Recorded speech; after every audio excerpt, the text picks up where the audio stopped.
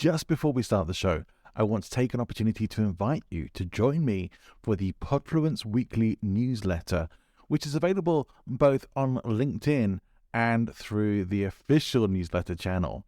Now, if you are on LinkedIn and it's easier for you to follow there, then please just click on the link in the show notes, which will take you straight to Podfluence on LinkedIn, where you can subscribe for free and get weekly updates on Podfluence articles as well as episodes.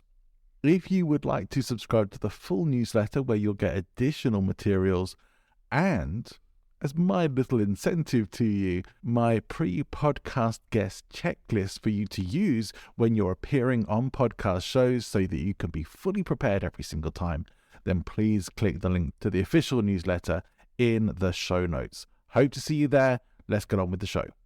Welcome to Speaking of Influence, the show about presentation skills and influence and persuasion with John Ball from Present Influence. Speaking of Influence is recorded and distributed using Buzzsprout. Buzzsprout makes it easy to record and upload your podcast and get it onto all the major podcasting networks and get your journey into podcasting started. So why not begin your podcast today? Check out the link in the show notes.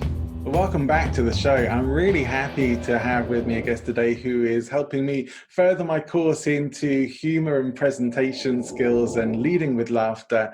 And she is an award-winning, She is an award-winning comedienne. She is an actress, she is a presenter, and a really fun person to chat with.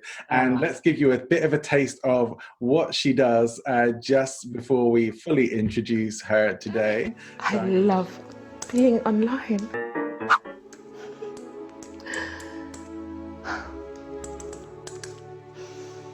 My first internet friend. LOLCD.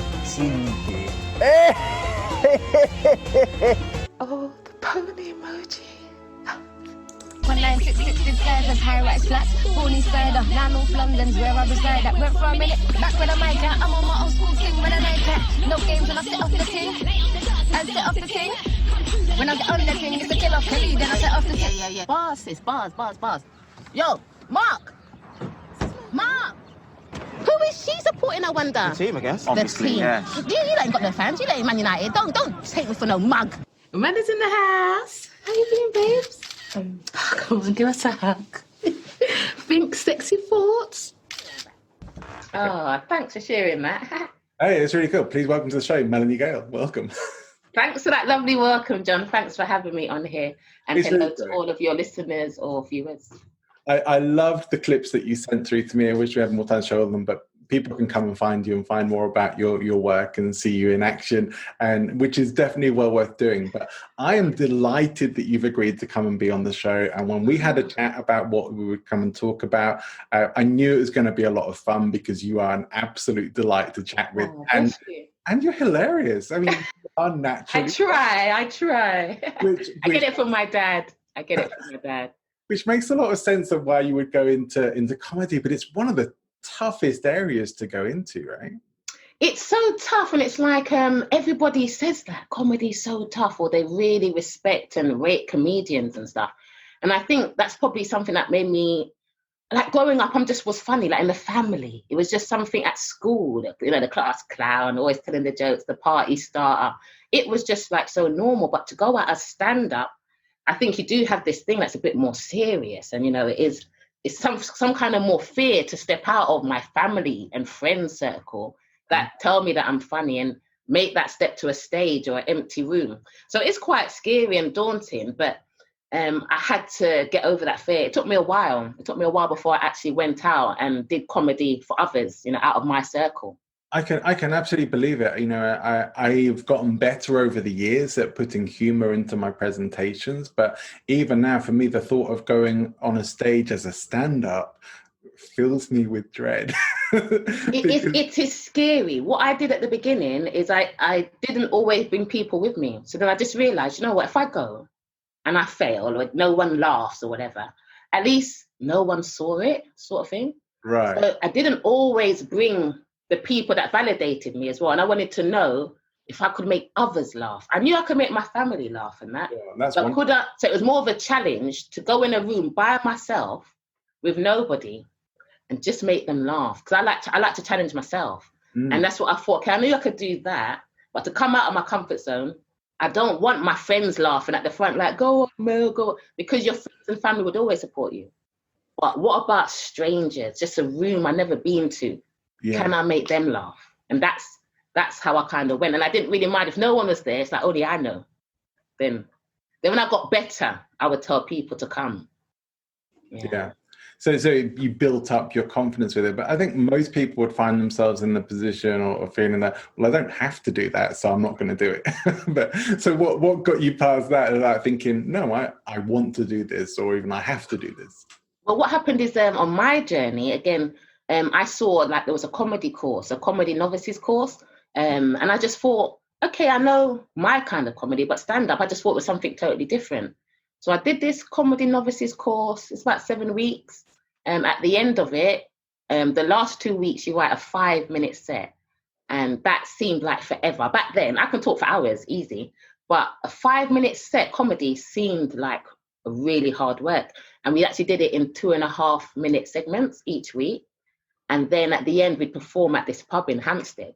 And that was what I was aiming towards. I thought, okay, if I did the course to get the gig and that. And I, as I said, when I wrote my comedy out, I wrote it as a full 5-minute set. Yeah. No breathing, no space for anybody else to interact. It was just like me telling my jokes. They're going to laugh here, they're going to laugh there. That's what I thought. And then when I went and did it, as I said, I'm very animated. You know, I was a bit like Lee Evans. I really like kind of move, I get hot. So I just started doing stuff, actions, maybe my eyes, my face. And they were laughing, things that wasn't on the paper. So I didn't get to do all of my set on the first gig and it threw me. So when people started laughing where it wasn't, I was like, oh, then, okay. Then I was like, okay, then I went with it, but then maybe I lost a bit of the routine. So at the end, it's like I just wanted to go out there and just do my full 5 minutes again. And then there was a contest called the Golden Jester, somewhere in West End. The advanced comedy people entered it.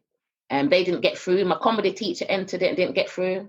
But he said, Mel, just go there, try your set, you know, get it out of you. You've got nothing to lose. That's why I had that no fear factor. Is my teacher didn't get through. So I wasn't expecting anything other than to perform my set. And that was my second performance. And I got through to the quarterfinals on that gig. And I couldn't believe it. No one could believe it. And I was more shocked, but then I had to carry on from there. So it was a great start. And then I had to carry on because the quarterfinals was in June. So I had to come back in 3 months' time, and I couldn't come back with 2 gigs. Yeah. So the fact that I got through then was very beneficial because it made me carry on. Yeah, absolutely. It's a bit of validation, external validation that we all need. Shock, a lot of shock. Then validation, but I couldn't stop because maybe at that stage, if I didn't get through, I might have just gone back to work. Who knows? I wouldn't have had a motive to come out again, but I knew I had to come back in June. So you can't come back without a 3-month gap. Do you know what I mean? So everyone's like, you've got to go out there. So I was doing 3 nights a week and stuff while I was doing the day job, just perfecting it and getting it better. Because I didn't get through at the next one, but it made me carry on, which I think was very important. Yeah. So do you think now you would have been able to do that still without having done the comedy course, or would it just have been a slower road? I think for me, from the beginning, the comedy teacher said to me, like the way I put things, the way I am, he's like, I could go out there. The comedy course for me didn't make me funny, but it gave me the confidence. It gave me the confidence to go out there, which is what I needed, because I had it in my family and I had it amongst my friends. But as I said, a big stage, I didn't necessarily feel so confident, and maybe my stuff was always freestyling. This is now written. So it's, the stuff you do at home it's just you being funny, isn't it? Yeah, but now I've got to write something funny. It's like if you write a song, you write a hit song, but then can you do it again? So you're pressuring yourself to write a hit set, but you might be just funny naturally for years. So it's a bit of pressure to write a funny set. I have a kind of feeling that one of the reasons why it's easier to be funny with your family and with your friends is because you're generally comfortable and at ease with This them. is what I'm, yeah. Yeah. And you don't feel like you're doing an act, whereas I think with stand-up, it's like, you know, you're coming out there and you've got to have something. You've got to have some story, some kind of theme. Are they going to take to it? Some do musical comedy. There's so much different comedy. Are you puns? Are you one-liners? Are you a story? So then it's finding. I naturally found that I'm a storytelling comedian because in my family, this is what we do. Tell stories. Oh, did you hear about this? Do you know what I mean? And everybody's trying to be louder than everyone in my family. So I think stories. So I'm like a storytelling comedian. I do a few little one-liners, but I'm about the build and the way I tell it. Which they always do say it's the way you tell it. Some famous comedians say it's the way you say it, and it really is, I think. But in public speaking, as much as in comedy, stories are a really important part of everything. And I think if I think about my favorite comedians, they're nearly all, or maybe even exclusively, storytellers. Rather than joke tellers, they're storytellers, and they bring stories to life, and they bring you into that world, and then they surprise you with something. And that's the thing. Yeah, it's storytelling, the course. But what he did teach me, he gave me arts of stuff. So again, he went through all the puns and all of that. I'm like, I know that's not really. I like the art of that. Very clever. All that is very good, but it's not my style. With the storytelling and stuff, then he would tell you, you take the story and exaggerate it, which is what we kind of do in family. Everyone's always making the story better than it is in your family, So in the comedy, it's like taking a little thing and making it huger, and there sort of was no limit before. Now you've got this cancel culture, you've got to be careful. But before, before you were unlimited in what you could say really as a comedian, but not today, and you've got to be careful. But so it's really interesting. I love it.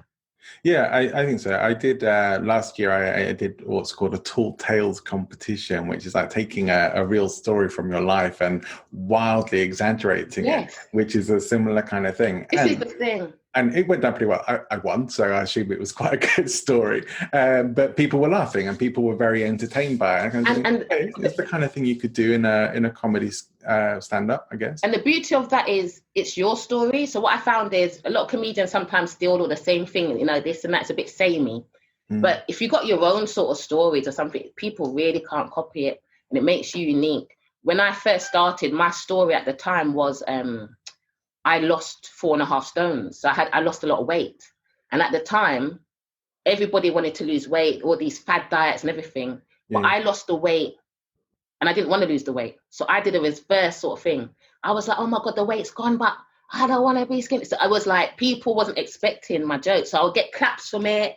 And then I'll be like, but I want to be big again. I want to be fluffy. And so it was not what they expected. So I would always go like against the grain. Like again, people always thought I was a singer. When I came out, they know it's a comedy night. They'd see everybody's comedian, but then they'd see me. I just have a short haircut, like Motown style. Well, it wasn't really, but the guys would be like, oh, Motown, you singing for us tonight? I'm like, no, I'm not. And I'm not singing tonight at all. I'm a comedian. It's a comedy night, but I would play on that. So I'd come out and I'd be like, and people think I'm going to do the biggest singing like Whitney or something. And I do the worst singing on the planet, like, absolutely terrible. And that would get them because, again, they was expecting it, but I never told you that's what I do, mate. So I would just go with that and just go with things that people threw at me along the way. And that literally every event, I would start to be like, oh, so I'm kind of singing. And they'll be like, oh, my God. But that would get them straight away. Yeah, that would get them straight away on side. So it's like winning the room, It's the same as presenting. It's engaging the room. Yeah, and a lot of comedy is about subverting expectations. Yes. People think they're going somewhere, and then all of a sudden there's a contrast that takes them where they weren't expecting to go. Total flip. Yeah, and that tends to be almost not a shock to the system, but in some way it is, but enough to be a bit of a surprise. They go, oh, yeah. And our brains respond to it. What sort of things do you generally find funny? Well, I've got like a really silly humour, so I laugh at like, I'm proper silly. I was like, grew up on, what did we used to watch, like Bottom, all these, when I was going to Kenny Everett, Red Dwarf. Everett, my God. Oh God, I watched silly stuff growing up. Benny Hill. Nowadays, a bit of Keith Lemon. I'd watch a bit of Keith Lemon. I'd watch Kevin Hart. But in general, my humour is just silly. The silliest comedy. I'm not Does it not too deep? I like, you can be clever and all that, like, oh wow, I'd say that's really clever. Sure. But I can just the silliest stuff. Like, that's what I enjoy doing now. And again, I think people don't expect, I'm a businesswoman, I've got my own company. People don't expect me to be silly. And so the minute I'm silly, that's a surprise already. Do you know what I mean? Because, you know, people are going to think I'm going to be very serious. I can be very serious, but I'm a comedian and I love to be silly. So my humor style is any stupid stuff. Jim Carrey, Robin, God, what's his name? Yes, Robin Williams, those type of guys, Naked Gun guy. Leslie Nielsen. Yep, him, you know, growing up in all the kind of films you used to make back in the days, Man of Two Brains, and all that, you know, like Jerk. Silly humors. Yeah. I'm old school as well. Old school films, old school stuff like that. Yeah, that's great. Is that representative of your comedy at all? I mean, you just like be playful generally, like you do that in life. Is that what you bring? Yeah, I think in general, my comedy is very lively, energetic. I describe myself as like I'm very fast, and I've got a lot to say in the short times. And I'd say I'm animated like Lee Evans. So like, you know how I'm definitely very moving. physical. Yeah. But yes, I'm very moving with the stories. But again, I could do, as I said, I can go from weight loss to like a holiday story, work stuff, commuting. Again, keeping it real, sometimes keeping it real to what's happening, current stuff.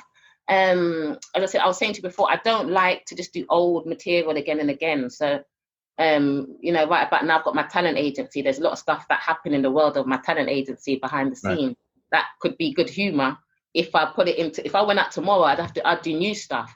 You know, I'd do hand modeling. When I became a hand model, oh my God, some weird stuff happened. Like, but I could have got a whole set at that. You know what I mean? If I did a gig that week, it probably would have been about, oh my God, I'm a hand model now. So I go with very fresh, real, current, but it could be about anything that I'm kind of passionate about. Like, I sing and I rap. So again, people expect me to sing, but they don't expect me to rap. Well, I was a rapper singer. I'm more of a rapper. So when I do the terrible singing, they're like, oh my God. And I'd say, I'm going to drop some bars or some raps for you before I go. And the people's like, oh my God, what's she going to do now? Like, but then I'm a good rapper. And then the people's like, oh my God, like, it wasn't funny then. Then again, I just playing with their head because they were looking for a comedy rap. But I'll give them a good rap. I'll be like, yeah, see you later. And their head just like, oh my God, this girl's good, because they thought that was going to be a joke rap. So it's, as you said, it's just playing different, not predictable. You can't really be predictable. She's going to do this. Oh yeah, she's going to give us a Whitney. That's not really great. I mean, I think back to someone who's a great comedian and entertainer like sadly late Victoria Wood. But I mean, if you remember her TV shows, I know people outside the UK might not even know who that is. But I don't know why I didn't mention her. She was one of the people. Yeah, she was definitely very big. French and Saunders. French and Saunders, who may be a bit more internationally known. Certainly Jennifer Saunders was absolutely fabulous as well. Yeah. But you know, big influences on my humour, undoubtedly. But Victoria Wood's TV show would be, she would sing a song, and sometimes it would be a comedy song, or sometimes it wouldn't. Sometimes it would be a real ballad that was from her heart. But a lot of her... And she was very good. She was very talented. She could play the key. Yes, very talented. And Lee Evans can play piano. So a lot of these comedians, I'm saying, you can do musical. You can... A lot of the comedians, I think Bradley Walsh is comedian musical. A lot of them sing and stuff. And I sing and rap. And then there's a whole thing of musical comedy that I didn't really explore. But those great ones, that's what they were doing when they went on TV, using all of it. So I'm saying a comedy could be a joke, or it could be a song, it could be a poem, or as I said, it could just be when you're talking, you can be funny. So comedy is always amongst us. There are comedy, you know, as I said, just musical comedy records, or those spoof records and things like that, you know, when the Michael Jackson Bad, and you just take the mickey out of it. So you can put comedy on anything. Do you like journal your humor at all, like things you find funny? Do you keep a record or a track of that, or do you... I don't. That's why even when you asked me, like, great, so I even forgot all the females. I noticed I forgot all the females there, like, but as soon as you said some others, I don't actually journal it. It's just something, as I said, just growing up, it's just been like, my dad was funny and then I was funny, and it's just like, I went out the other day and they're like, oh, the party starts now. It's just like everywhere I just kind of grew up, I was the one that just brought that vibe when I sort of came. But I didn't expect to be a comedian or do it as a profession. And I did many things before comedy, because I say sometimes something's in your face. It was so natural. I never thought of doing it, but I did presenting. I did a TV presenting course. I hosted events. I've done radio. I've done DJ, and I did everything else, but not comedy. But comedy is the last thing I did that brought me back to everything else, which was really weird. I tried for years to be a host and a presenter. I got through some contests and Trouble TV and got to the finals, but I never got a job. But the minute I became a comedian, someone said, "Can you host?" And I said, "Yeah." And then I started hosting. You know what I mean? Yeah. So it was really weird, but because people look at comedy so highly, that the minute I became a comedian, they just thought I could do anything. Even though I trained for it many years before, but without the comedy, I didn't get the offer, which was interesting. Yeah, and this is maybe a question I should ask all my guests in the future, but had you gone to be a professional rapper instead of a comedian, what would you be called? Oh my, I was a professional rapper, darling. Sorry. I was a professional rapper. And your stage name?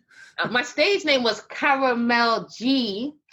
Copyright. You know that's so hip. It's old school. But I was Caramel G, aka MTG, and I did an album on like my own label called Raising the Game. And it's in Spotify, it's still out there. It's out there in iTunes and stuff like that. So MTG was like, that's my initials. Melanie Gayle, and Caramel G was like sweet and sexy R&B and stuff. I thought I was like the UK Missy Elliott at the time. But I mean, when I go back and I listen to some of my rap lyrics, you'd think I was writing comedy. That's what I'm saying. If you listen to some of my rap songs, they were so cheeky and feisty, like Attitude.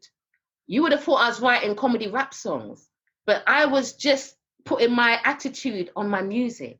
Mm-hmm. But it could almost be comedy. You thinking, oh my God, is she really saying this stuff?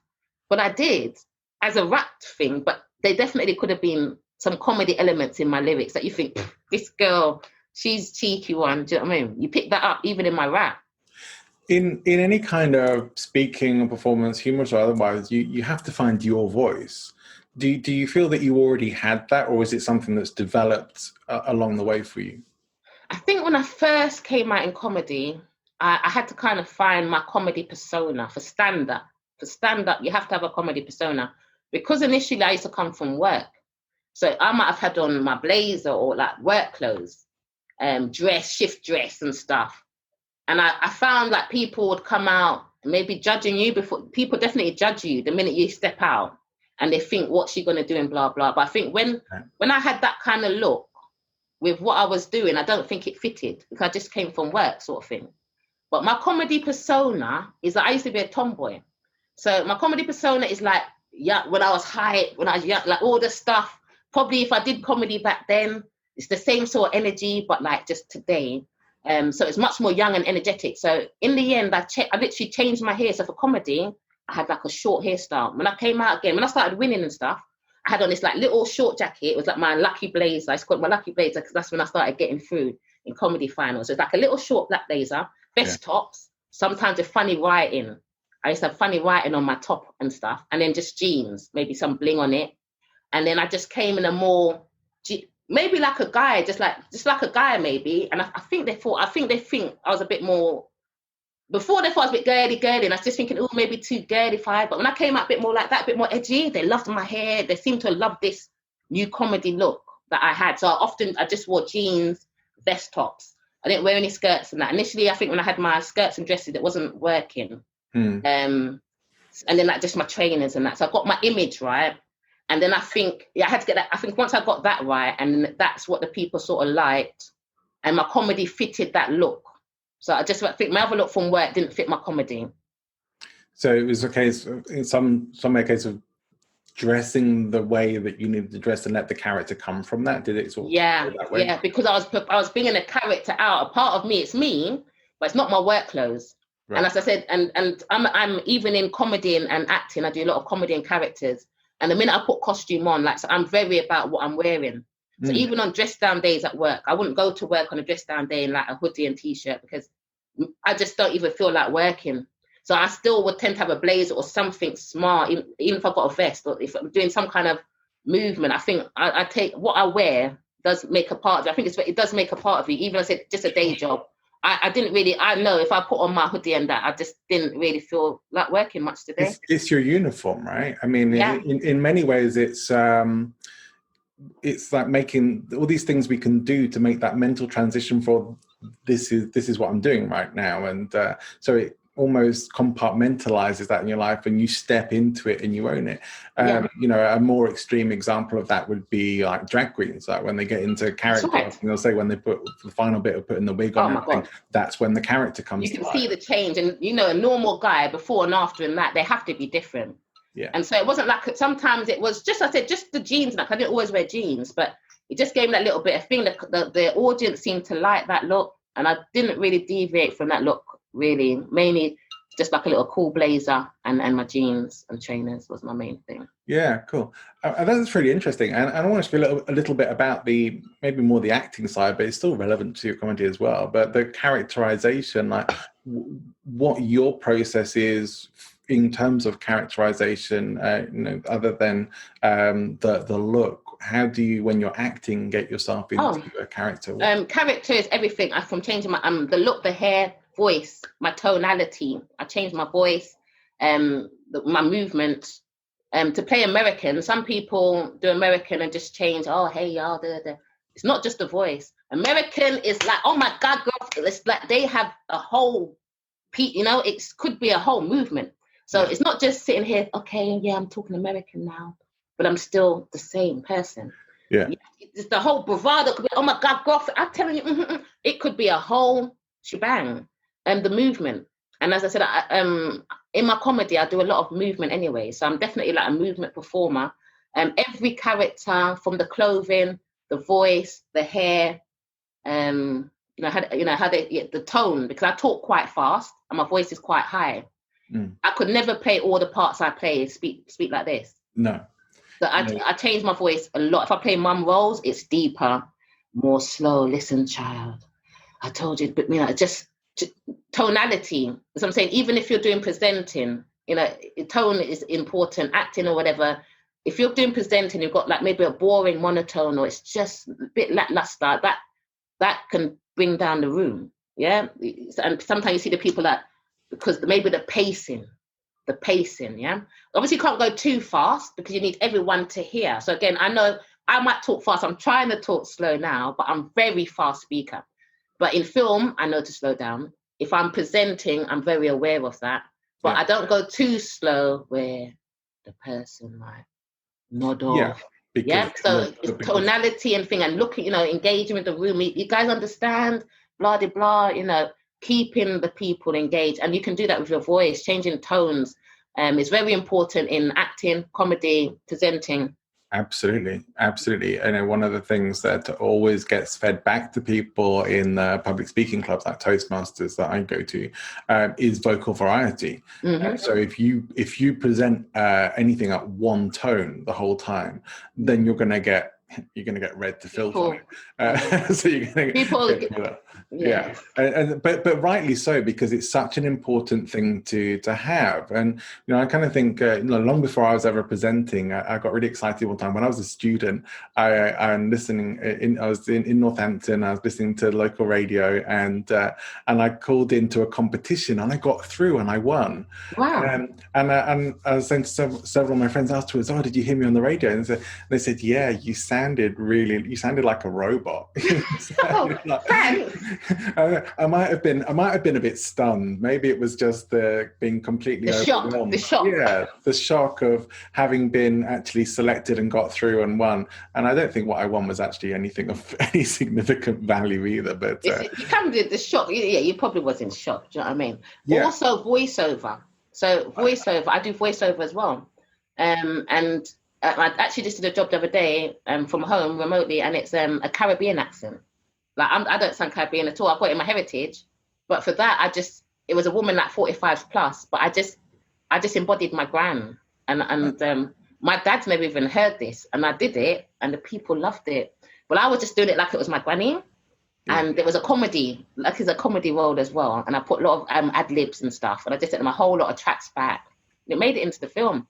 They love it, and they now reckon that my character should have a spin-off. Like they love the character that I created, because again, I only had a voice. All I had was 45, 60 Caribbean granny, just woman. And that was kind of it. And then I just had to think, okay, well, none of that is me. So what am I going to do? And my gran is a character. If you know my gran is a character. Right. And the way she says stuff is the way she says stuff herself. Do you know what I mean? There's only one way she can tell it, mate. And so I took that and they loved it. So I in a voice, I still had to take the character. It's still a voice. I still had to create a character for the voice that no one can see. And even when I was still reading the voice, I was still doing it like with feeling. I wasn't just, and then she said, do you know what I mean? I was still, and then I think even in the voice you do more because they can't see you. So I'm very aware of tone and characters because for voice you have to do that animation and stuff. You know, you have to bring it to life. Yeah. And make it funny sometimes. Comedy, look at all these symptoms. So the voice can do a lot. Can do a lot. This is an important aspect to remember for anyone in public speaking. Like a lot of the people who watch and listen to this show are paying attention because they're interested in presenting and public speaking and probably looking to have some humour coming to that as well. Because I think nearly all presenters do want to have that in their tool belt. And it occurs to me that a lot of people are going to maybe find themselves in a position where they are not sure how to start introducing that, and they're not sure really if they have it within them to do that, because I think they forget that this is all a performance. Even if you're getting up and giving a speech, it's a performance. It is. Just as much as you doing a stand-up comedy gig or acting on camera, you have to bring that performance energy. You have to bring that characterization. So very often when people are telling stories, for example, in a speech or presentation, they'll be talking about different people, but when the presenter is characterizing those people, you're not necessarily doing voices, but at least bring some characterization into it. Yeah. That story comes to life. We become a part of that. We kind of forget where we are and we get lost in the story. And that has to happen, because if you're just reading it, that's no performance. No, that's what I'm saying. The voiceover is a good example of that. Because I could just read it. Yeah. But I know when I was doing, I was like, she's Jamaican granny, and it's like, my son getting a hot spot. Like I was moving, I was doing more than if I wouldn't be doing it like that on camera. Yeah, do you know what I mean? But I think you have to really get it across, and I think so. In the room again, if you're telling a story and you've got a point to get across, or you want to really stress something, you have to. Maybe that's when you're raising it. Like, okay, you might be like, but now I want to come talk to you guys about this. Like, just even a pausing of that, again, some people might be fading off, but then just that kind of thing. Okay, now you guys ready for the next level? Like, you guys ready? Like, get them speaking back to you. You get the people back. Okay, did everyone with me? Like anybody, because the worst thing for me is the people that sit down in these rooms and they don't understand stuff. And then the people are like, do you understand everyone? Yeah. That's the worst. Like, and because nobody wants to be that one. Yeah. But I love asking questions. I'm going to be that one that's got questions. Do you know what I mean? I'm going to keep on asking. And so if I do a presentation, I'm saying something, and I say anything, and the people say no, I'm not having it. I'll be like, no way, somebody, and then people start laughing because they're not expecting that. Yeah, but I'm like, there's no way no one has got a question in this room. So I said, if you don't give me a question, I'm going to pick someone out. And then suddenly, that's the kind of thing what I would do. And maybe that's not, I don't know what other people do, but I'm human. And I don't believe that everybody in this room, maybe I'm good at explaining and stuff, but maybe there's something you didn't quite get, or just something you might want to know. If there's 30, 50 people in the room and you throw something out and they just say, oh, no, I'm not even having that. I just don't believe it. And then if you push, then the people come. And then once one person starts, you can't even stop them. Right. Once you get, and suddenly, remember, everyone said no. This is why you always laugh. People said they had nothing to say. But anytime I've done it, when that person starts, you have to kind of, we've got to move on now, because they just need that person to... Yeah, unrelax the room or whatever. It's social proof. It's like, someone else does it, and so it's like, okay, well, it's okay to do it. Nobody really wants to be that first person generally. But sometimes you've got to push it. Yeah. Because that relaxes the whole room. Yeah, it relaxes the whole room. Yeah. When I very first went to personal development events in the UK, and they do these competition bits then, and it was very sort of American style, and get people like Price is Right running to the stage. That's what they wanted. But this was in Earl's Court, you know. This was no. So it's all very timid, and nobody wanted to be that person who was getting up or being demonstrative, and yet now if I did that, I would be that person. It's like, yes, I'm coming. Wait for me. And that's what I'm saying. Yeah, I wouldn't wait. But but at first, nobody does want to be that one, right? But so you need that icebreaker, and then suddenly, they just think, oh, it's all good to speak. When I host live events, I used to host like the London short film filmmaker event, and we used to do like a session where they would come and pitch ideas and come up. So we do the networking, we do this. I'd introduce acts, we do Q&A with directors, then we'd throw it to the room. Mm. This is filmmakers, actors, and you're like, anyone got anything? And they try that. Oh, like, no. And I'm like, guys, you came here tonight. Surely one of you, and then literally one of them will come. And then literally the guy's got to stop the event, like, no more, because, and then I say, look, come on, don't be scared. Or even the director Q&As, you get the filmmakers up. Yeah. And so maybe the director and the writer, they don't want to speak. Yeah. And then they're at the Q&A and you're like, so tell me about how it started and stuff. And they're not really giving you much. You have to like, look, guys, just relax. Like, just tell us about it. You just got to let them just relax. And then once they start, they feel so much better. And then they say, oh, I made them feel relaxed. So I think sometimes even as a host, you can make the people feel anxious. I think even in your hosting style, because people say that they felt relaxed, or they never thought I would have come up, but because you said it, I thought, oh, let me try. And so you have to make the people feel relaxed that they want to speak. And that's why I think if everybody says no, I don't think that's a relaxed room. Yeah. I don't think the room's feeling relaxed with me and stuff. And everyone's still a bit standoffish. And that's not going to be the greatest room. So I would try and always engage, get that into action in my talks. Yeah. There's a level of emotional flexibility that has to come with this as well. I'd say that to get to that point where many people not getting the response that they hope for from an audience would back off and be like, oh, well then, which is probably the more expected response. There's they're going to be embarrassed, but we're too embarrassed now. We're embarrassed, they're embarrassed, everybody's embarrassed. Let's end there, which is just an awkward way to. And that makes the whole event awkward, and that's why you can't leave it there. Yeah, you leave it there, you that's like a comedy gig losing the room. That's what people are going to remember as well. That's if you don't catch it back there, if you catch it, if you just say anyone, and everyone's like, okay, let's move on. It's still stiff room. Yeah. Whatever you say next, the room is not any. It's not any different. So you have to be willing to go bigger and to go out of that comfort area and say, okay, well, this is what people would normally do, but not, as you said. Like I said, I never like normal. I don't like predictable. And I know when I've done it, no one's expecting that. No one is expecting me to say, no, mate, come on. Yeah. I mean, I did a Zoom call with like my talent, and I said the same thing with about 20 of my actors on a Zoom. And I told them a whole heap of stuff, and I said, anyone got anything? And they all said no. And I said, no way. There's no way that. And then they started, and you couldn't stop them. So I do it quite often, even on my own Zoom stuff.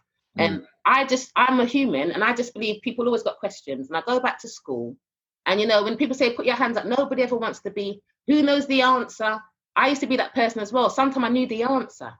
It's 27. I know it straight away, but you don't want to be the one to get it wrong. Then the people laugh. You don't want to be the one. So people often don't do anything. But now I'm like, whatever, wrong or right, let me give it a try, innit? Let's just try. Yeah, and I think people will nearly always respect that. I sometimes think back to, and I can't try to remember what event this was now. It was some big concert where Ricky Gervais was hosting, and he ended up having to kind of cover a whole big period of time where they weren't ready, and just doing almost like improv, stand up there, and like he got kind of slated for it a lot because it wasn't all funny. He was just pulling stuff out of his head as best as he could. And not everything he said's funny. Yeah, and I think he actually did an amazing job. And as a comedian, I have a huge amount of respect for him. I think he's one of the funniest comedians going. Very clever and good writer, isn't he? He's good. Very clever, a very good writer. Not always everyone's cup of tea, but then nor should he be. That's the whole thing with comedy. That's the thing. You're never gonna your comedy's like, not everybody makes me laugh, and you're never gonna make everybody laugh. Yeah, exactly. That's the reality.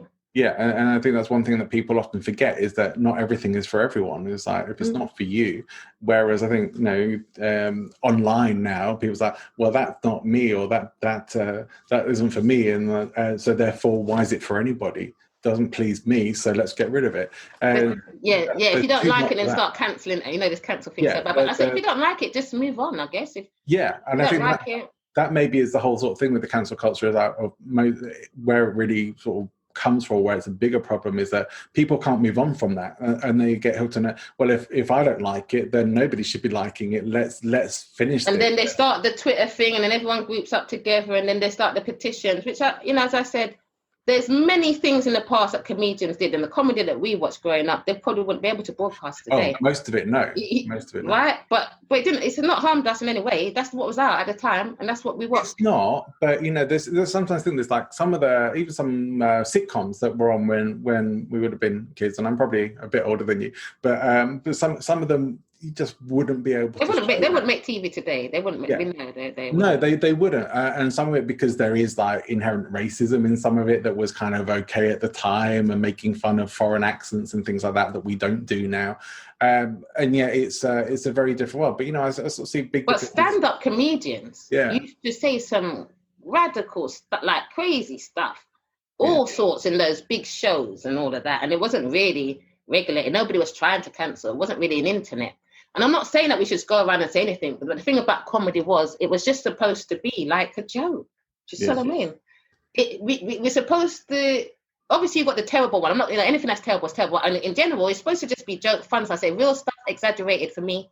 Any jokes that I say would be coming from like my place or my family or something that I know. So I never tried to do comedy that malice or laughed at people. I had weight. And so I was kind of laughing at myself. Do you know what I mean? I'm not a skinny person. So I'm not really laughing at people, but it's a joke though. The main event of it is to make people laugh. You shouldn't get drama for this. Do you feel though that there is a social, or should be a social, responsibility in comedy?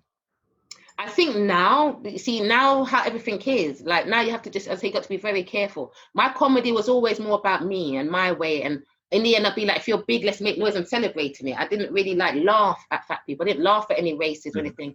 I think once I told some jokes about like short guy, like because I'm quite tall, and short guys used to always like me, and I noticed like I just told one joke once that it just seemed like that people seemed to take offense to it. And as I'm saying, something so it was small to me, it was just a little part of my joke, it was funny to us. Oh, you're so tall, Mel, the short guy always goes for you. It was just like something in our circle that was funny. But when I brought it to a wider scale, maybe somebody that's short didn't really like it. Do you know what I mean? That's probably the one joke that I took out of my set, because it wasn't about me.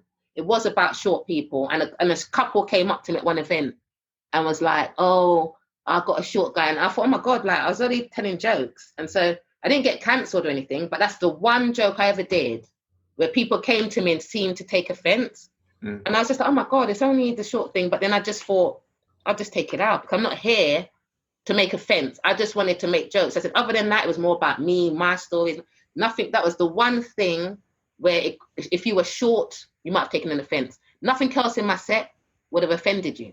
Yeah. And so I took that out without, no one told me to. I mean, I don't think it was that bad, but the fact that people came to me at the end, and that's not what I want to do at all, I just wrote a different joke. Do you know what I mean? It's probably 30 seconds of my set. You know what I mean? And I just wrote a different joke, mate. No, it's interesting because, I've done some reading into theory of comedy. Not that I thought it was going to make me funny. I just thought it was interesting. And it is actually a really interesting area. I bought this course book. It's like a series of lectures about theory of comedy, and I was, it kind of sounds a bit dry, to think about. Well, the theory of comedy, that doesn't sound like. I've got a book somewhere here about how to be a stand-up. I was just looking. There are some books like that, but it's interesting. There is an art, because the thing is, there is an art. There is, but one of the things that came up in the theory of comedy that I was looking at or listening to, because I had it on audiobook, was about the different ideas of what actually is humor, or whether humor is even moral, because so much of humor kind of punches down seemingly, or is derogatory in some way, and whether that means humor is something we shouldn't really even be aiming for, and yet, it's absolutely essential that we have it. And very often, in times where, in certain acts where people are making jokes about certain ethnic communities or minority groups, that would be seen as being very offensive. I think it depends on the joke as to whether it's offensive or not. Depends on the joke. I guess it depends who's telling it as well. And maybe it depends on who's telling it too. But one thing that has been shown is when that joking is done in the right kind of way, that doesn't actually show that any hate against any particular community. It actually says that those communities are accepted because we can joke about them. We feel comfortable enough to joke about them now. Now, we have to be very careful. Like, some people will be making, some people do go out there and try and make these sorts of jokes in order to we actually don't like them. And some people just want to be controversial. Some people just want to be controversial because that's their hype. Yeah. There are still insult comedians around. Yeah, and that's their hype then, because that's where that they might have been like, oh my God, did you hear? Like Frankie Boyle, like he crossed a lot of lines, but he was still getting lots of work. He was getting, he had a market. I love all these guys, they had a market. They, at the end of the day, that's what they were doing. People was paying to see them. That was their jokes. You knew what you was going to get. If you went there, you just knew what you was going to get. But me personally, when I write my comedy, I don't try to offend. I just want to bring joy and laughter. And that's why, if that couple didn't come to me, maybe I would have left it in. But the fact that two people came to me and seemed like they liked it, but this bit seemed like it was a big thing for them, I just took it out. And I've never had anything else in my set. It wasn't really, no one could really come to me, and it wasn't about anybody or any race or anything. That's the whole thing, really, isn't it? Is like if you're doing something that is actually intended to cause offence, then we probably have a problem, and it's probably not even going to be all that funny as well, unless you're actually challenging something in order to push a barrier. But if you're just being offensive, I think in the end, or hateful. When I looked at it, I was just having a laugh at short people. That's it. That was more of a joke for my family and friends. That's what I'm saying. So that's a joke in my circle that I brought to the stage. Yeah. But it didn't work there. It was just a joke that should have stayed in our circle and we laugh at it in the club. It's still funny, but it's not funny for everyone on a stage. Do you know what I mean? But it's funny amongst us and our mateys. So so that's why it's different jokes. And a short guy comedian might be able to make it work. But I like to just keep it nice. And I said, I'm not here to offend. I just want people to get joy. And the best thing about me was not the money. The joy of making the people laugh is priceless. Like the buzz, just seeing, the pubs, the pub gigs and that, like the people are like there, to see the joy in the faces, that's priceless. If I'm doing a talk and I see the people really, getting their notepad out, really writing stuff, and that's what I'm saying, that the art's give me stuff. That's a good session for me. A session where people's just saying, this is no good for me. Yeah, I think a good humour that is aimed to put people at ease is social lubrication for one thing, but it's also great social currency. Mm-hmm. I think people really admire that, really expect it, and being able to get a whole room of people on the same page and laughing is a massive accomplishment, and as a comedian must feel great. But the buzz for me is like I'm saying, it's like every room. I think I was saying to you before, like I could write my gig today and I could perform it in Hammersmith and bring the house down. I could go to Brixton, maybe that crowd didn't like those jokes tonight. I could go to Scotland and they might love it. It's the same set, but it's the people in the room. And so I'm saying I love to bring the joy. So if it worked tonight in Hammersmith, but it didn't work the next day, the room has changed. And that's what I'm saying, you have to adapt. So if I'm coming out to bring joy and I'm doing a set with a good set that I know work, but just maybe in Brixton, it's a different crowd. For some reason, it's just not going down well tonight. I'm not going to feel good if I just carry on doing that set against the crowd that's not feeling it, but I just determined I'm going to still do it because it was great the other night. You know when you're not got the room, but some people just carry on. Or do I make a change now? That's when I've got to just scrap the set and just like go for something fresh, improv, maybe some new bits I haven't tried before, interact to the room. So where do you guys come from tonight? And it's anything to get the people in, because maybe it's just not working with that crowd tonight. Rather than just and I want to get joy. I'm not come out here for 5 minutes or 10 minutes or 15, 20 to go home and say, oh man, what a night that was. Like I didn't leave my house and go Birmingham, Huddersfield, whatever for that. Yeah. So you have to get that change. Or I said I've never been heckled. I never had any sort of bad gigs, luckily or thankfully, but I definitely adapted. I definitely started, like sometimes I might start and you think you're going to get that laugh. It's like, oh, it didn't happen. That can throw you. But what you're going to do, you're going to just lose it from there. You got to do something different. Let me try. I don't know. I'll try anything. I'll try body popping. I'll do anything. But by the time I leave, I've got to run that room. Yeah, I mean, I've seen it before when I've been to stand-up gigs and comedy clubs, open mic nights, that some people are clearly determined just to finish the act that they've rehearsed and not veer from it at all, even when it's not working. So, and then you have to, who are you performing for? Yeah, just yourself then at that stage, isn't it? Or what if you're getting paid? As you said, they are determined to do that set. Some people are just determined that this is what I'm going to do tonight. That's not good show for anyone. No, that's not good show. They're going to go home deflated, and the rooms. That's not good for the partner in the room. I think that was a really interesting thing that came up from our first conversation together before we recorded, which was about the adaptability and the flexibility. Was that something you found came quite naturally to you, or did you work on it over time and just think, no, I can't be stuck to what isn't working, I have to be flexible with that? Did you just get better at it as you go along? I think the more you went out there, so obviously like from the first gig, I told you on the first one, I didn't even plan for people to laugh at other spots or do anything in my timeline. The second gig, I might have got through it, but I might have reduced it. And what I found in time is 5 sets, 5 minutes wasn't enough. 15, 20 minutes was better. 15, 20 minutes. Sometimes I went to 10 minutes. I realized I only added 2 or 3 jokes because even though it was double the time, it just gave me more time to breathe. So, guys, like before I was so rushed. That's why I was like the Evans, is because I had 5 minutes of stuff to say in the 5 minutes and I had no room for anything else. Racing. And if you go against the time, sometimes if you went over in contest, you get penalized, you go out, so you couldn't go over. So in contest, I was just trying to rush and do a lot.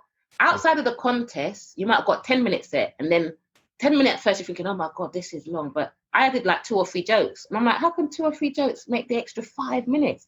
But it's because I was breathing now. I allowed space in the set.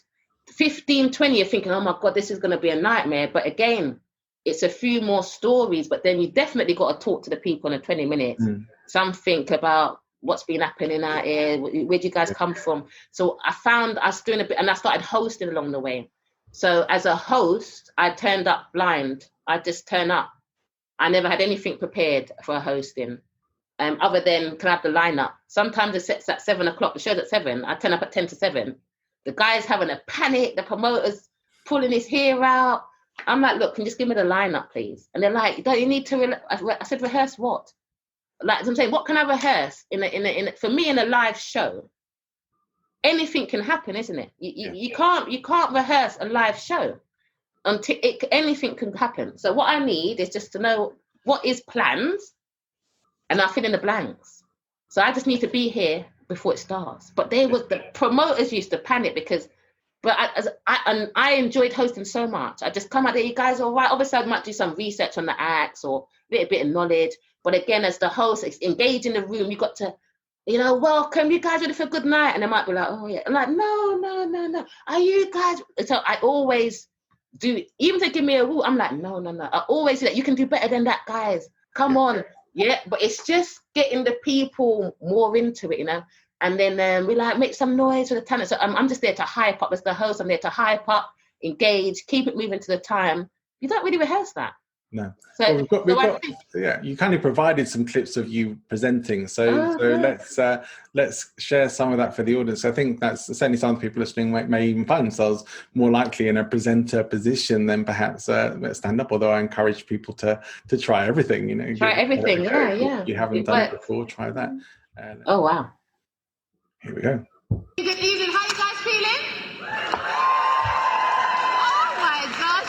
Welcome to the Greenwich University Greenwich Film and TV Awards 2018. #Grafter. Don't know who came up with that, but it's genius, yeah? Use it on social media. I'll just introduce you to myself. My name is Melanie Gayle. I'm an actress, comedian and host, and I'm very proud and honoured to be here today to present this year's awards.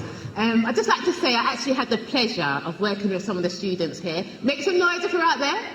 Okay, I did actually work with some of the students here earlier this year, and I just have to say the production value, I said to Lucy, they were very, credit to the university, the scripts, the way that they worked, they even gave me really good direction, and it's one of my favourite projects today. So well done to you all, I'm wishing you all the best of luck. So you guys ready for the show?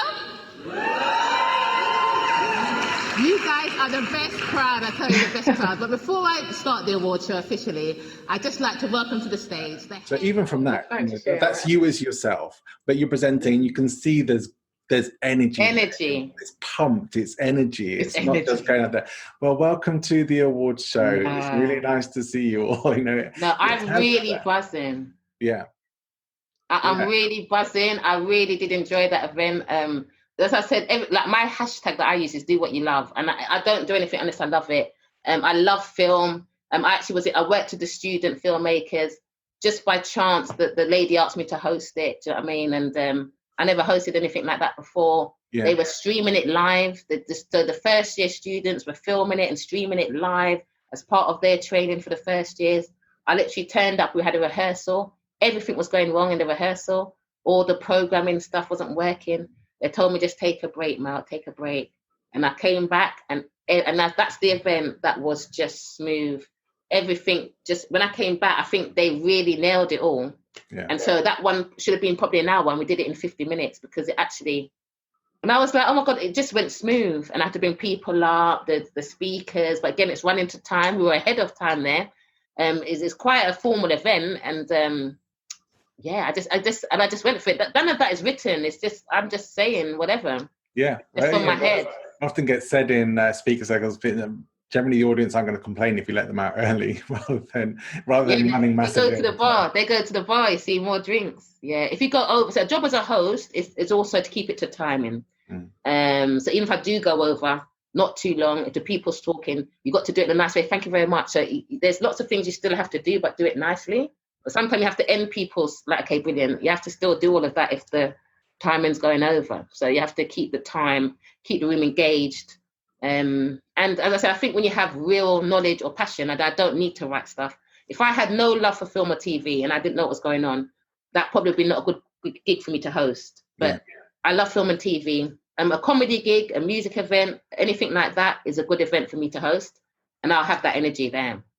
Yeah, and one of the energy definitely shows, and one of the things that is very clear for me as a speaker and presenter as well is that that performance energy can only happen when you're out of your own head. You say about doing what you love, but I think you have to love what you do while you're doing it as well. Yes. And so even if you don't necessarily love presenting, love what you're doing whilst you're doing it, and have as much fun with it as possible because that energy has to come from there. Because I love engaging with people, though, you see. So the fact is, if I love the subject matter, is great. But if you see in that little clip, how much times did I get that woo out of the people? Come on, guys! And if you at the night, they're like, but I'm getting them involved. Yeah. Like everything I do, I give a clap. Like if I'm doing, I come on, give them a clap. Like it's just getting them involved in the energy. It's bringing them into it as well.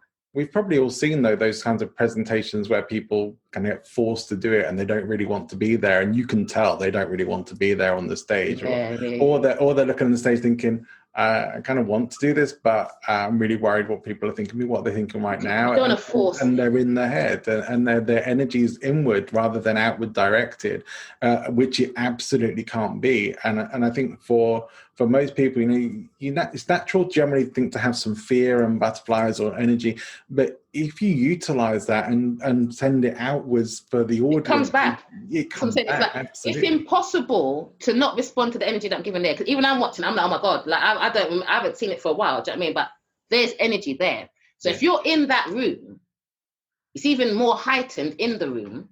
So if somebody's like, oh my God, I'm so great, and you're really feeling that, you know when it's fake. If I was in there saying, oh, what a great evening, I'll just really, people know, you know what I'm saying? It's got, you can, there's acting and there's reality in it. I mean, I could just say, oh, it's so amazing, I'm so glad I'm here, but it doesn't sound like it, does it?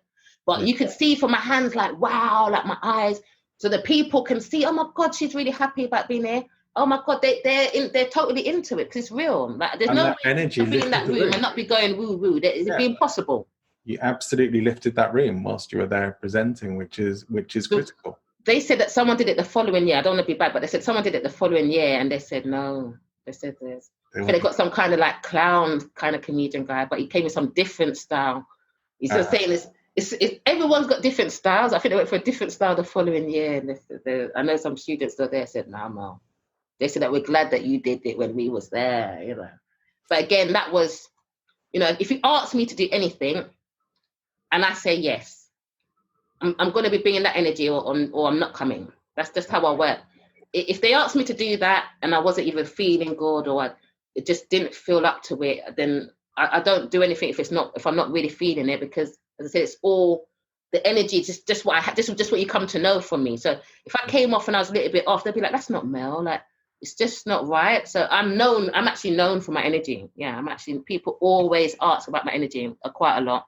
So, I mean, I like that. You say yes and you commit to it, and you don't just commit to it. You say, if I'm going to do this, I'm going to do it big. Big. I'm going to do it big. I don't do anything small. I don't want to come half. I'll just do it like this, whatever. I don't have those attitudes. You can't be in that space of, well, what if I mess it up? What if I screw it up?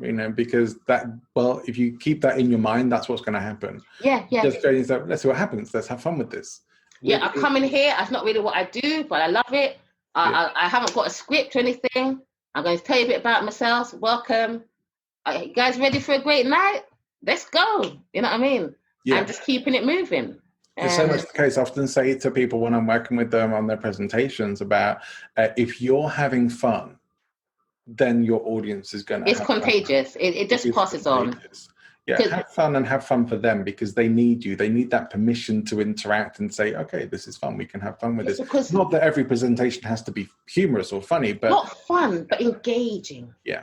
It has to feel a part. Like I remember, I used to do those work training courses, and like I got the corporate background, but I used to be on those courses, and you're struggling to keep your eyes open. Like I used to hate training courses in the workplace. It was like, oh my God, when's this going to end? Or that meeting is just like, those things is just not engaging. Maybe the subject's I have to be engaged. Like I can switch off in a heartbeat, and I'm real. Anything I do, I'm just real about it. So I know I've been in those rooms, and if I think about it, there was maybe a subject matter that maybe I already know about. Maybe they're just rambling. Maybe it's data heavy. Yeah. Maybe we've heard it already. Maybe the way they're saying it's not interesting. Maybe it's just like you're just not winning me or the room. Yeah. And there's no energy in the room, and everyone's looking at the clock. A room like that is quite often in training courses and stuff like that. Yeah, that kind of training workshops. Yeah, I know I fall asleep. I can fall asleep. Those rooms are just wasting everybody's time, because no one is going to remember a damn thing from it. No one's not paying attention. No. So I'm saying, that's what I'm saying. If I'm in one, like, that's what I'm saying. Like, if you're doing that, you must at some point realize the people's not.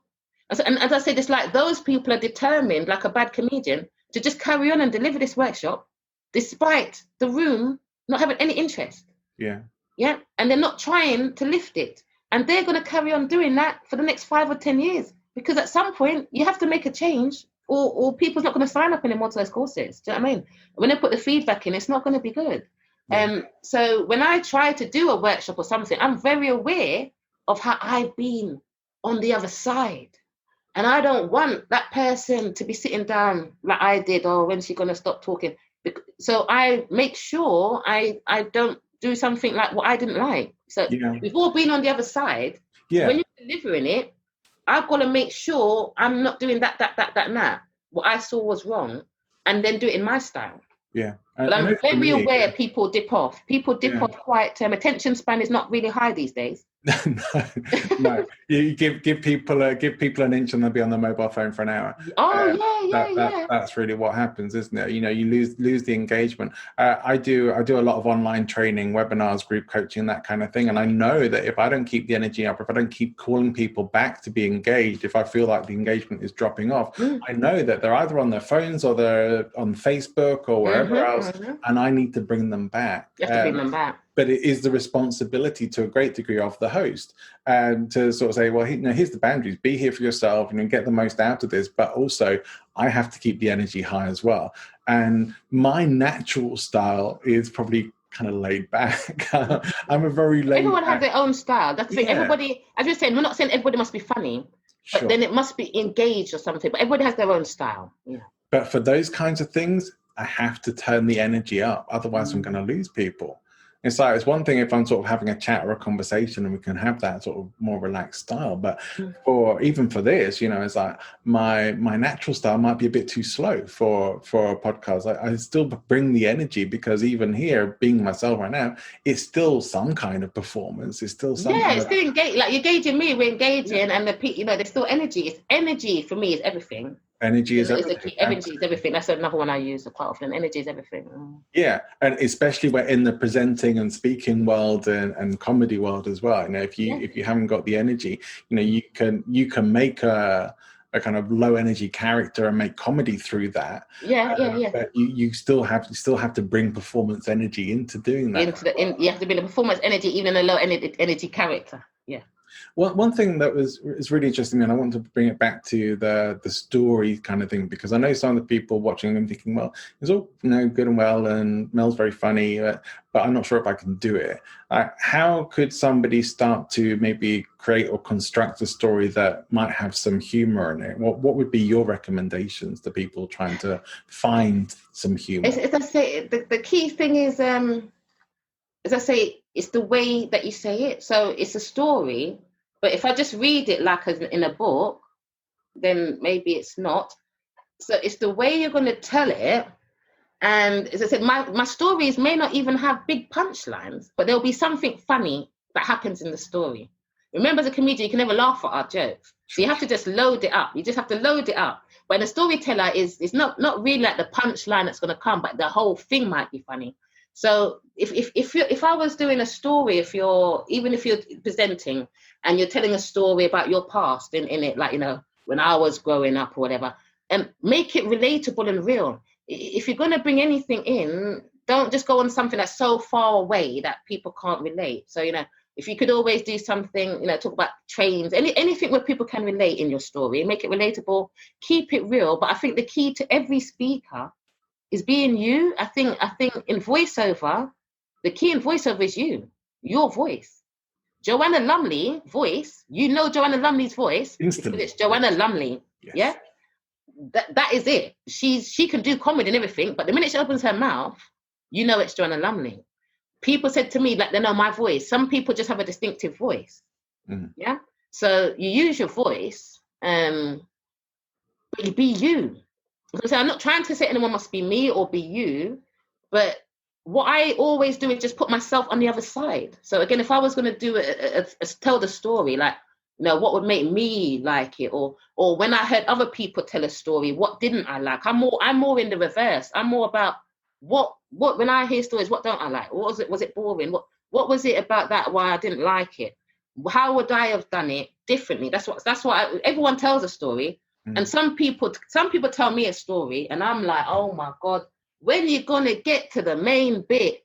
Yeah. So if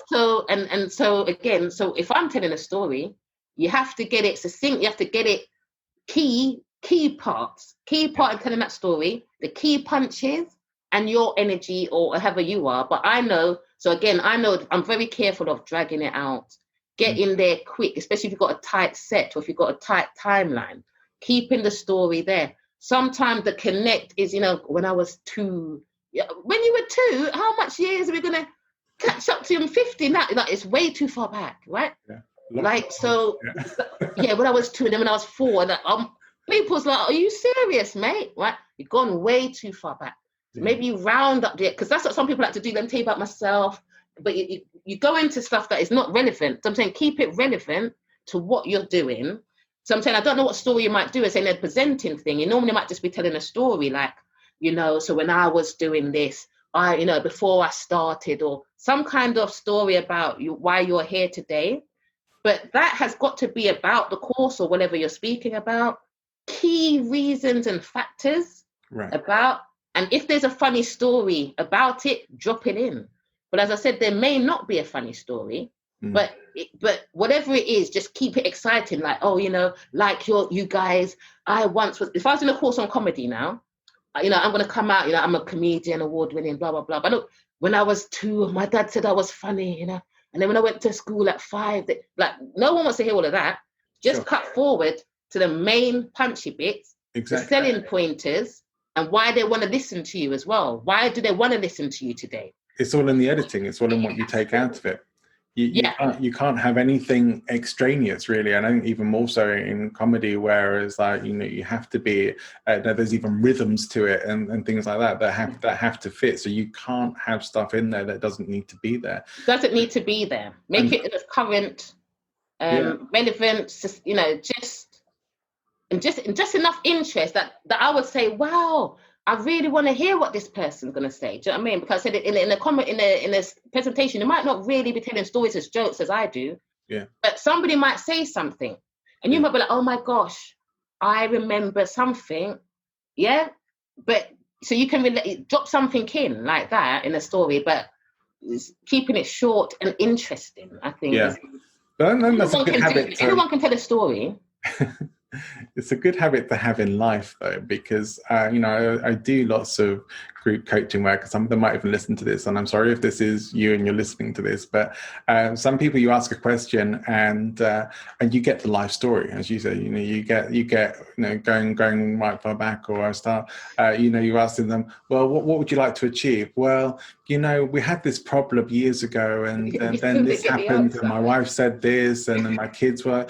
That's not why I asked you. You didn't get the answer yet. Yeah, you're providing all this background information that I don't need and I didn't ask you about, and nobody else wants to listen. Nobody else wants to know today. So please get to the point right now. Get to the pointers.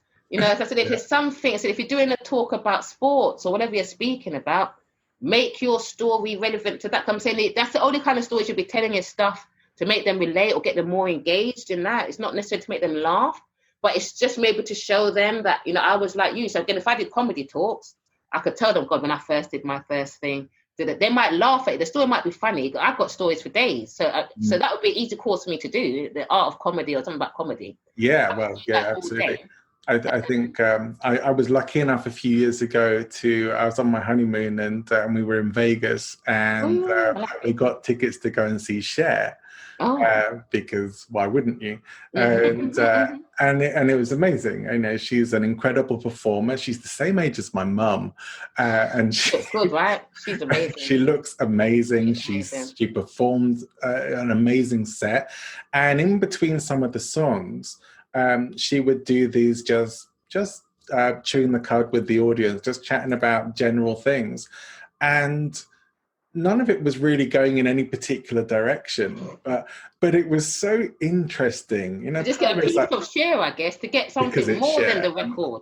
Yeah, I guess it's a bit of that, but she's like talking about stories from like back when she was first started out with Sonny and things like that. And it's not necessarily relevant, but it is interesting. Yes, I would listen to that woman for. But the thing is, when would you hear that? When have you heard it before? Like something like that is she can get away with that. Absolutely, she can with her fans in Vegas. Do you know what I mean? Because people are hanging on it, and there's like, no, please tell us stories about what it was like for you when you first got started with Sonny, or people who tried to stop you progressing in the music industry and things like that. It's like I'm saying, everyone's got stories. That's what I'm saying. Everyone's got stories. Doesn't matter what you do, but as they say, it's the way you say it. It is. And as I said, I'm the worst person to have a story told to me.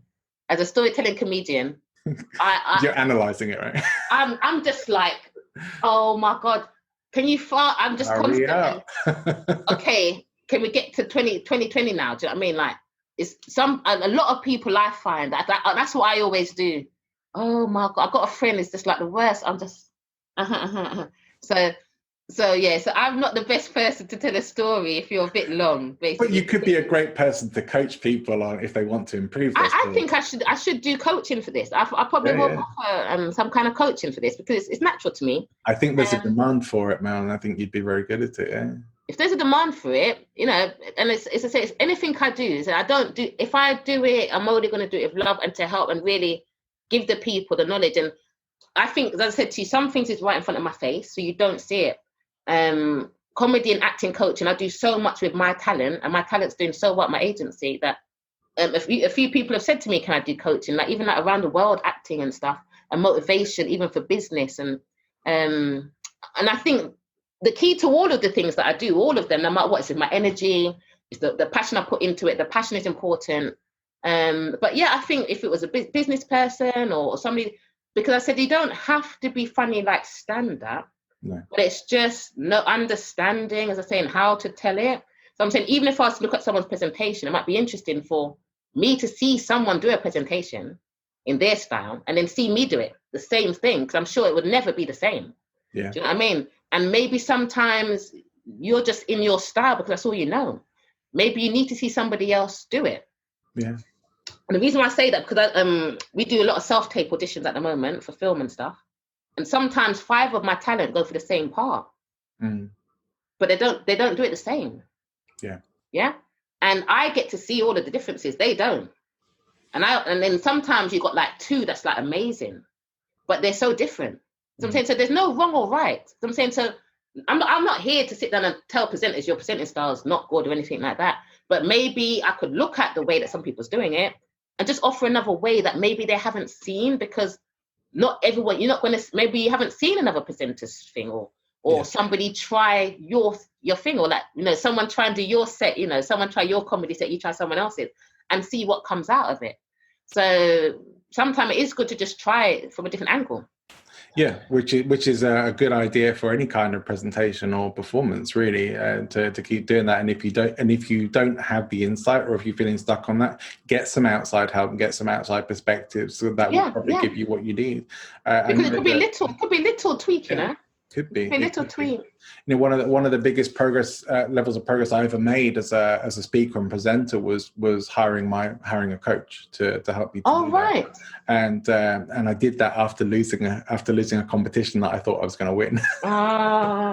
And I was like, I get in my head about these things afterwards, and then go into but why did I lose? Why didn't I win? I had a really good speech on this, and I look back at it and thinking, I was like, at the time I didn't like losing, of course, but it was the best thing that could have happened to me, because it got me to a point where I was thinking, I can do better than this. I was already thinking, I'm already pretty good, and I'm already up there. And there was this whole area of growth that I didn't even know about that my coach introduced me to. I was like, wow. How long did you have coaching for then? Oh my gosh, about 8 months. Oh wow! Okay, yeah. And I will still go back for more coaching from experts in the future as well. I may go back to the same guy in the future, because it's been so valuable in terms of development. Because sometimes you don't know what you need to know in order to develop, and that's what I'm saying. Is sometimes you don't know. Maybe sometimes, like a lot of people are visual. You know, so I'm saying some people are visual learners. So I'm saying sometimes it's good to see someone else do your thing. Yeah. And just to see someone else do your own thing, where you would never have seen it, because sometimes could be a lot. Yeah. I'm very visual. I can do that. Even if I vlog, I don't blog. I'm more of a, if I do a biography or book, it'll probably be a video book. Like, I'm more very visual. And at work, we did the art, which styles that you learn on these visual studies. And I'm a visual learner. A lot of my talent, if I try and explain something, sometimes they don't get it, but give them a video. Talk to them on a video, on visual, they'll get it sometimes more than the text. That's what I'm saying. Sometimes a presentation, you might have it so set in your way, but then maybe you sit down and let someone do it to you, and you see if it's engaging, isn't it? That's what I'm saying. I think people don't go on the other side enough. Yeah, the majority of people are more strongly visual in terms of Very learning, visual. but realistically, we need all of them. In terms of learning styles, my research, even have a guest on recently who was talking about learning styles. So we're kind of moving past that in the education sphere now, because it's like we are all of them. Whatever. Yes. We have to learn all of them. We have to do all of them, but I think a lot of creatives. Yeah. Somehow visually it just really sinks But our brains work more visually. Yeah. So we tend to be more responsive to visual cues and responsiveness than anything. A lot of creative arts, a lot of creative stuff. Yeah. I seem to think. Yeah, absolutely. And so, I mean, there's a whole different pathway to explore there, and we kind of need to be drawing things to a close for today. But I knew this was going to be a fun conversation. And it's been fun, it's been interesting, and I really enjoyed every minute of it. And I wonder if there are any resources that you might be able to recommend or direct people to that might help if they're wanting to work on their humour or presentation performance. There was a book that I had... there was some kind of book that somebody gave me. I don't know if I read it, but there was some kind of book about stand-up, something about getting into comedy. Yeah. I recommend comedy courses because even as in the corporate world, all the directors and stuff, they used to struggle with their presentation. Nobody wanted to do the speaking. And they would introducing comedy courses in the corporate world. So they knew comedy would help in business. So even a little course that I did, it may help if someone did a comedy course or workshop, not to stand up, but to learn the art of it. And then applying that to your stuff. So again, look on Google for any local. I've even told actors, because some actors are very stiff, and in commercials they love comedians. So in commercial castings they love comedians because we'll let ourselves go. A lot of actors sometimes are very stiff. Oh, theatre darling, or they don't want to be silly. Sometimes you need to be silly. And so I recommend even actors sometimes do comedy just to loosen up a bit. So the speaker, business person, a comedy course is a good pointer. Any book or anything about the art of comedy, and I think I think being confident. So any sort of book, self-help books. I just read things like The Secret. I just read things like that, Secret Law of Attraction. I'm more on a positivity with the comedy. I didn't really read up about the comedy as such, apart from that one course. But everything else I do is more positive energy. And then that just all works in with the comedy.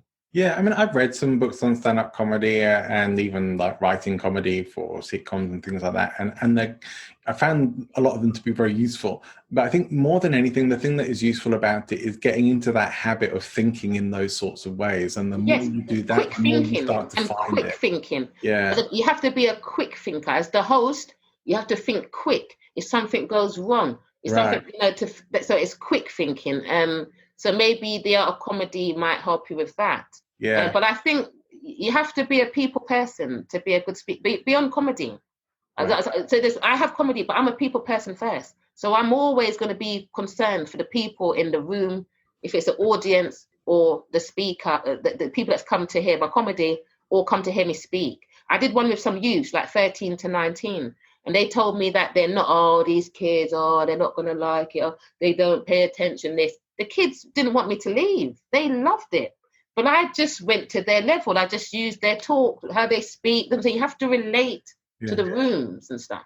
So comedy is a part of it, but finding your voice, finding you will deliver you need to find you as well. I think. And wanting to connect with the audience as well. And what do you want to bring to them for them to connect with? And that's the key. And then you can make it funny after that, maybe. Yeah. Absolutely. I think if you're having fun with it, the humor will start. The people will come. So sometimes it's not just fun, but energy is a vibe. You just make the people feel good. They might just feel motivated, uplifted. You know what I mean? That's what you want them to come away. Oh, that was really good. That was worthwhile, and tell other people about it. Yeah. Melanie, where can people come and find out more about you? Okay, Google. You can go on Google Melanie Gayle. I've got my website, Melanie Gayle, gayle.co.uk. I've got my talent agency, MelanieGayleTalent.com, where I represent actors and comedians. I'm on IMDb if you want to see my film history. I've got a web series coming out on YouTube on the 1st of September called Having a Field Day, where I'm playing a silly character called Sheila, which I love. I think just follow me on MelanieGayle.co on Instagram. Twitter. I'm on all the socials, LinkedIn. We'll put these links in into the show notes, and by the time this goes out, your web series will be up as well. I should think. Oh my God, yes, they can check that out. And if they want to hear the rap stuff, it's Caramel G. Look for me on Spotify and all that. Yeah. I think I'm gonna check it out in a minute myself. Might come back. You never know. There you go. You never know. Some comedy hits. Well, absolutely. I'm gonna be keeping an eye out for you as well now, and good certainly, to speak to you, John. Yeah, it's been a real pleasure. You've shared a lot of really great information, given us some really nice insights, and it's been a lot of fun. So, Melanie, it's been fun too. Great. Thank you so much.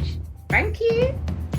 Thanks for tuning in. Hope you enjoyed the show. If you did, please remember to like and subscribe. If you are on Apple Podcasts, leave us a review. I'd love to know if you're enjoying the show and if there's anything we can do to improve it for you in the future. Lots more great guests coming up, including continuing the series in comedy and humour and presentations, and much more besides. So please make sure you like and subscribe for future episodes. See you again next time.